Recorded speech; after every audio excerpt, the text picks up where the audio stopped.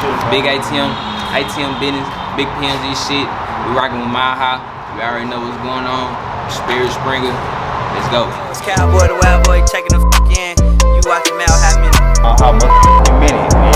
Mile High Minute up. Nigga, that's what's going on. Mile High Minute, man. I know it's going down, man. Damn, yo, Tell shout out what it Minute, is. bro. Mile High Minute, man. Like I told y'all, man. Tap in.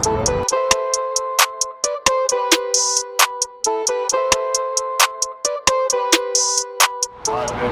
Mile High Minute, #1 podcast in the universe. We're here with Jorge Jeffe, man. ATM. How you doing, bro? Good, man. Yeah, appreciate you for fucking with us. I know we had that live interview on Instagram and shit, but I'm glad we got to meet up in person and do this shit, man. So, first off, where you from, bro? I'm from Oak Cliff, Texas, Dallas. Little city over here, Dallas, Texas. Oak Cliff, America. Okay. And when did you really start getting into the music and shit, bro? Probably like I've been always doing music for a long time, since like kid, was in school, band, and stuff like that. But I ain't start taking it really that serious until probably like 2-3 years ago. Okay.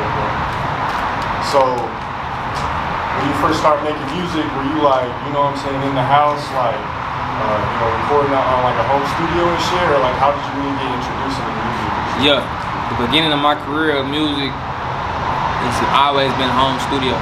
Always been home studio, so that's really what I'm more familiar with. I know how to record myself, engineer and everything, but you know, as you grow and expand in the music business, you start to realize, you know, you gotta go to the studio, big studios for that sound, for that industry sound, and it started in home studios. That's the best way to record. Yeah, Sperry was telling me that you was starting out recording in the home studio and shit, running up like, you know, 40K views and shit. And people fuck with it, you know what I'm saying? Before, like, obviously, you know, some of the major blogs and shit started picking up. But were you like playing sports or anything else, or was it always just music? Nah, just music. What's the first song you think someone should go check out after this interview? You should go check out Pop It. Go watch Pop It. Go look at it. Learn to dance. And another song you should check out is Perctages, off of my album Jorge Jeffe. Perctages. So that Pop That shit, viral, right? Crazy. Talk about that. 2 million. And we're going on 2 million. It was big dance craze, big dance wave. Shit. You know, it was really on some. I locked in the kids, the crowd. Yeah. You know, when you're doing music, you should always know who you repping to. Right. You know who your crowd is, and if you don't know, then that's like very important. And I had figured out, I had realized like the way I was flowing my music, like the way I delivered. It's kind of like childish, like it's like simple. So like the kids, like that, it attracts the kids. Like so when I figured that out, I just was like, okay, I need to lock in with the kids. So we did the dance song, middle school, did a whole school tour, so I can really lock, you know what I'm saying, really lock in. Like majority of my following on Instagram is kids, like middle school, elementary kids, for real. So you really be thinking ahead about your marketing and shit like that. Yeah. You gotta know who you repping to, who you making music for. You see the transition of like, you make a lot of street music, I mean, still do, but like, how was that transition, and like, what really made you say, fuck, I'm gonna leave this shit behind? Okay, look, the transition, cause everything had a transition from the videos to the flow. Yeah, from the videos into the flow. The videos, the transition from the videos went from, like Sperry said, on some street shit, like, you know, some real trenches, like, you know, apartments, setting, we outside, everybody got their shirt out, you know what I'm saying, guns. Then it went to, I started taking it serious, like, I started figuring out my crowd. Right. So I switched it, and really I switched it and didn't even know. I ended up coming up with a whole new way of doing it. I started acting out scenes, as in like I called it flashcard rap. Yeah. Like on a flashcard, you got the image and then you got the words at the bottom. The words at the image is describing the word, what the word is. Yeah. So the image would be the videos, and like, you know, I'm in the video, everything I'm saying, I'm gonna actually like do it. So it's like, you know, like when somebody telling you a story and you can like kind of see it in your mind. That's the kind of vibe you get from watching my videos. Right. So that was a transition from the videos, and the next transition has really been 3, because I'm transitioning into the next. My next phase is like on some like kind of like industry like it just gotta keep growing and growing, and with the flow, with the music, like you said, first it was you know, we just talking about what we doing, like we still doing that, but like we just talking about, you know, just whatever, and it went to, I found who I was talking, I found who I was rapping to, and I simpled it down. Yeah. I simpled it all the way down, and like basically I'll be like, I need that hat, but it's a pause. I ain't do nothing but take the like out. Nah, like everybody like. Yeah. I'm gonna do it like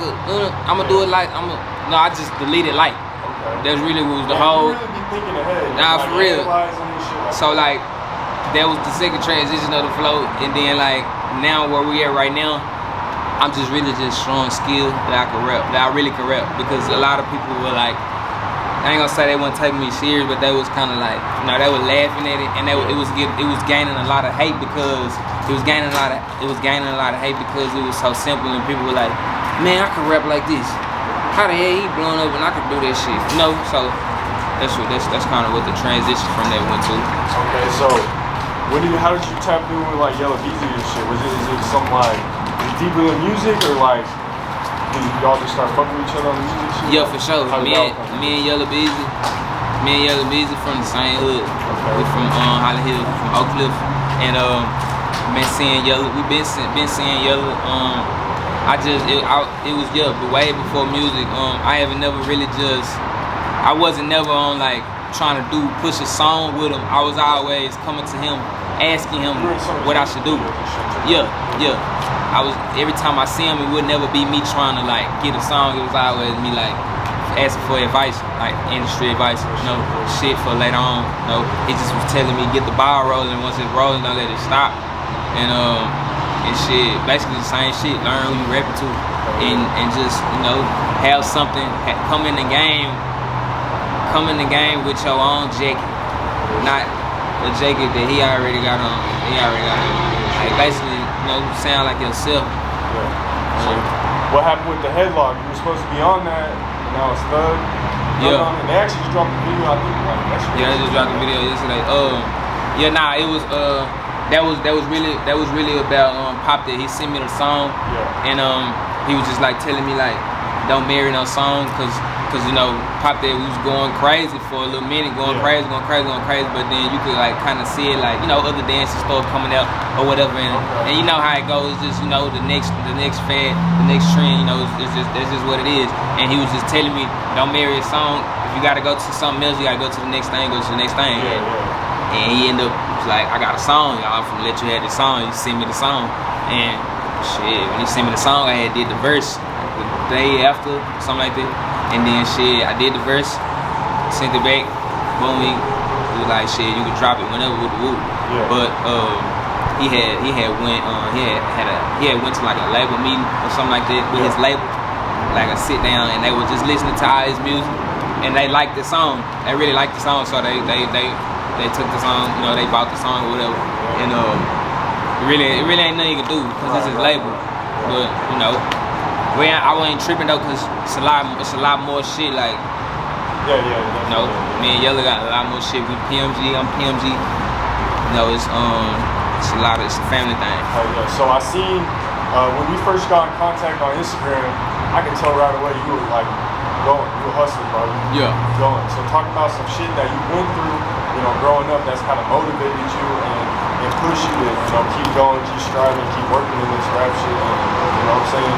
Man, it's really, it's gonna sound crazy, but it's just simple. Like a lot of big rappers, like Chief Keef, like really a lot of people watch Chief Keef's career grow. You know what I'm saying? From like when he's 16, like like there's a lot of, that's a big play in it. Like you watch a rapper grow like from here to here in his career, and it's just like, damn, I could do this shit too. You know, and like shit, Yella, Yella trap boy, you know, like from the city, you know, so we're just trying to do the same shit. It's just generation. I'm trying to be that one other generation. I am that one other generation. I'm finna wrap up with a couple more questions for you, bro. Where did ATM Jorge Jeffe come from as far as like the name and the ATM name and shit like that? ATM came, it was TM. It was just a T and an M at first. This was like probably like 2-3 years ago. It was a T and an M. It was just talking money. Then my partner, Free Diablo, he was like, man, we need to put an A on it, man. We always talking this, like we was just, I guess we was making like a little video or something. He was just, man, we always talking money, man, always blue. So I'm like, nah, we gonna put that A on there, cause that's hard, I ain't gonna lie. And then shit, we put the A on there, and then Jorge Jeffe, in school when I was growing up, like I had a lot of Hispanic friends. Like, you know, I grew up with like a lot of Hispanics, and shit. They just was calling me Jorge. And shit, I don't know. I just stuck with the shit throughout, and then my other partners, like from my hood, we all got like Hispanic names like Diablo, Santana, you know, Pablo, shit like that. So shit, and Jeffe is, I put Jeffe on the end because Jeffe in English is boss. So you know, the CEO of this shit, that's the rap we going, CEO shit. And so I had to be Jorge Jeffe, ATM Jorge Jeffe. That's how I got together. Who did your first interview? Because like I ain't gonna lie, I seen you first on Don's Globe. That's when I first found you. But I went and looked you up on YouTube. I see you got shit with Splurge. I see you got shit with Sean Conn. And I think you got some other shit too. So just talk about who did your first interview? I swear to God, I don't want to make nobody. I don't know who did my first interview, bro. Nah, it's out of Splurge and Street Classics. I ain't gonna lie. Like, because you always been down to do interviews and shit. What's the importance of like, why do you what's the pros and cons of interviews and shit? Man, it's cause it's shit that need to be said that you don't want to just really go on Instagram and just be like, say it, you know. This is a better platform to address shit. Like it ain't even gotta be bad shit. It's just shit you wanna know. Like shit that my fans never knew. Like that this shit I'm doing, I call it flashcard rap. No cap, like on some genre shit, on some new on some another genre type shit. Like this is flashcard rap. That's where the flow came from, type shit. Like that's the good part about interviews. You just let your fans know new shit. You update them. That's how you doing update. I look at it like these are updates. That's why when you know be like, man, we ain't did one since with the group, so we need to come to what we doing now. So, everything new. Okay. So how'd you connect with Say Cheese, get that interview done, and then like how's that all kind of going now? You know what I'm saying? I had got out of jail. In February, and like kind of like my first day out. I was on house arrest. I had got released on house arrest, so I couldn't go nowhere. I was in the house. Like my first or second day out, he called me. Matter of fact, he hit me up on Instagram first. He hit me up on Say Cheese, the page, and was like, let's get rich. He sent his number, and then I called him. You know, I was on some shit like, matter of fact, I was asleep. My girl had woke me up and was like, man, look, Say Cheese just texted you. And I'm like, what? The fuck? You know what I'm saying? I'm thinking she just playing and shit. Because I know she don't know how serious that shit is, you know? So I'm like, man, you know what I'm saying? Then I look, I'm like, damn, she for real. So boom, I called him and shit. He was just like, shit, he been watching me with the roof since before. Went to jail. He seen everybody that tapped in, Cuban Doll, Yella, Beezys, Trap Boy Fred, all of them. and he was just like, he been watching all this shit. He was like, his favorite song by me was Sport. He said that's the song that really just got him onto me, and Sport. It was Sport shot by Street Class, and shit. He called me and was just like, I'm gonna come over there and talk to you. Shit, he came over there, talked. Me, him, and my mama would talk about, you know, just future shit, like what we're gonna be doing. But I could kind of like feel that he wasn't all the way in because of my situation. I was on health stress. I really honestly felt like he didn't believe I was finna get off of that monitor. A lot of people didn't think I was finna get off that hoe that fast, and they didn't think that I was gonna be doing what I was doing on the monitor. So with that being said, he was kind of like in but out. In, like he'll pop up, come fuck with me, and then he'll go a little minute without talking to me, and then he back. He posted me and shit with the boot. But I already knew it, because I mean it was a lot of people like that, like was thinking like, man, you just got out on aggravated assault with the boot, man. You know what I'm saying? I'm just talking like, I know it was beat though, I knew it was self-defense, so I was already confident like I'm finna get off. I already know. But I could tell like everybody else. So anyways, I ended up getting off like 4 months later after he came and visited me, and that's when we did the interview. As soon as I got off the monitor, I had posted me cutting the monitor off. They posted on Say Cheese, go crazy. Shit, after that, he come do the interview. I had shot probably like 5 videos since I've been on the monitor. What's your, what do you think are your most slept on songs? Most slept on song? Yeah.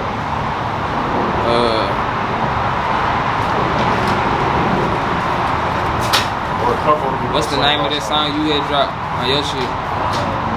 Graphic or PSA? PSA. I swear to God, that hoe was the most slept on song. 50K followers.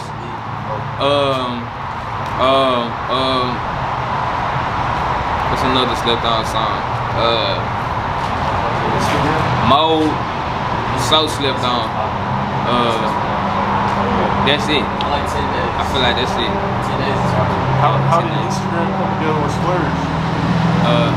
Me and Splurge, shit. I had got booked.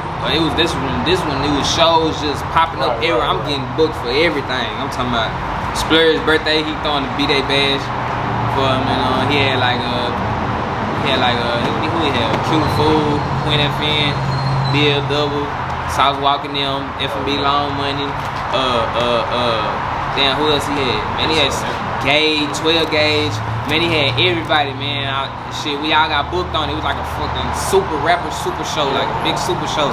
And shit, it was just shit. After that, you know, it's Splurge's birthday, so everybody, we all go back to the studio. And shit, we go back to the studio. I told him, we had already been talking though. He had been tapped in since I was dropping, before like I went to jail, before Say Cheese. He had been already coming, like leaving little comments and shit like, this hard, with the woo, you know what I'm saying? So I already knew it was gonna come about, you know, so shit, I just sent him the song. He got on that bitch, recorded that bitch in like 5 minutes. That nigga recorded so fast, I swear to God. I don't know nobody record faster than Splurge. Alright, man, last question. What is one piece of advice you got for artists trying to get in the game?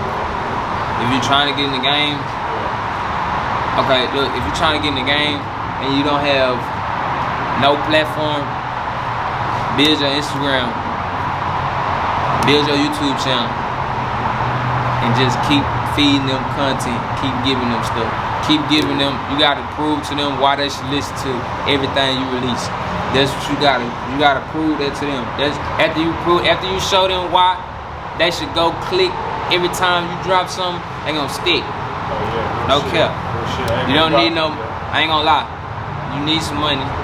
But I don't want to just say that because it's no people's situation, but it's ways around getting started in the rap business without money. That's by doing what I just said. From the ground up, the Instagram and the YouTube. Work that first, and while you doing that, get you some money so you can invest in yourself and make it double. You gonna see the growth. Big ATM business, big PNG shit. We rocking with Mile High. We already know what's going on. Spirit Springer, let's go.